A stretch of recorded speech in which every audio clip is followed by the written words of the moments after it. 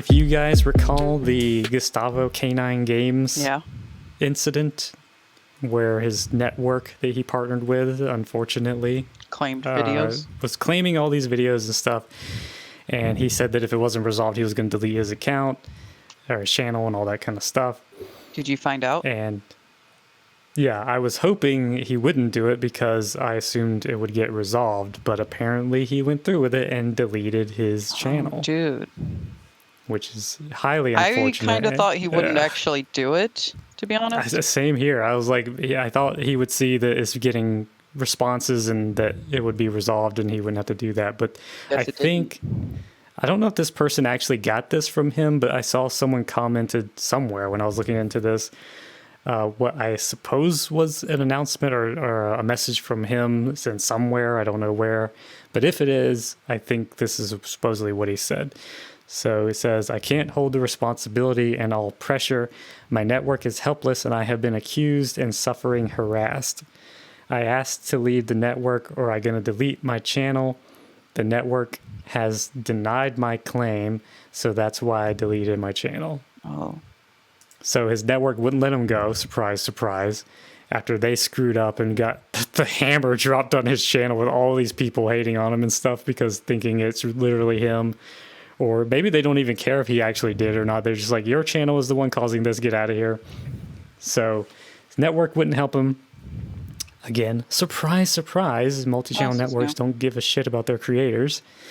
They they literally take money from what you make on YouTube and for doing nothing. That's pretty much all multi-channel networks are good for at this point.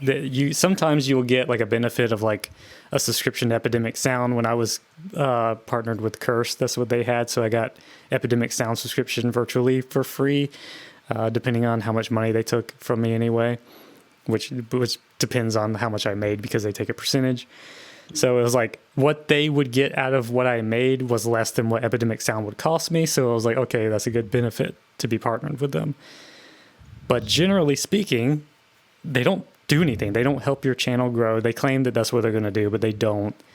Yeah. And they basically, especially ones like that, Cursed is good from at least my experience and what I've heard from other people. Like you can leave their network anytime. There's no contract to keep you locked in or anything. But some of these are malicious and they lock you into contracts and they basically hold your channel hostage or they'll claim ownership of your content and all this kind of stuff. So unfortunately, that seems to be what his case was.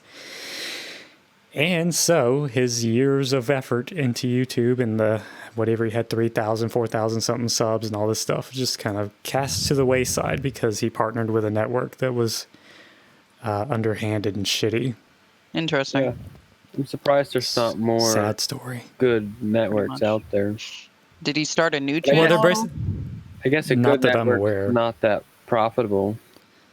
Like there's no reason to have a good network. The only way that there would be a quote unquote good network is just for people whose channels are like 1 million subs or more so that you maybe have legal help or something. Yeah, like for copyright issues and stuff. I would think that would be a good idea.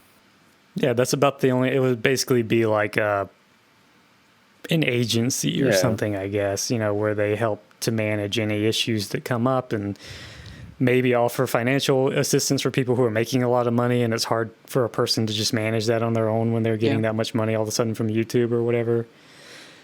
But just as far as the average creator, especially if they're letting you be partnered with them when you have under like 50, 100,000 subscribers, then chances are they don't care about your channel and they're just using you. It's like, imagine you had one channel with 100,000 subscribers making you money, or you could have 1,000 channels with 1,000 subscribers, you know? Yeah. It's like they're not making any money themselves, but that might add up for you. So I think that's kind of what a lot of these malicious MCNs are doing to people is just banking on one of them to have a viral video every now and then and to get some money from it. And the more channels you're partnering, then the more chance you have of getting some of that sweet, sweet ad revenue for basically you just existing. Yeah. Pretty much. So that was unfortunate outcome of that story. Maybe more will unfold in the future, but that's the latest that I'm aware of. Well, I hope he it's gets unfortunate. back up I was really and starts hoping a he new didn't do channel, that.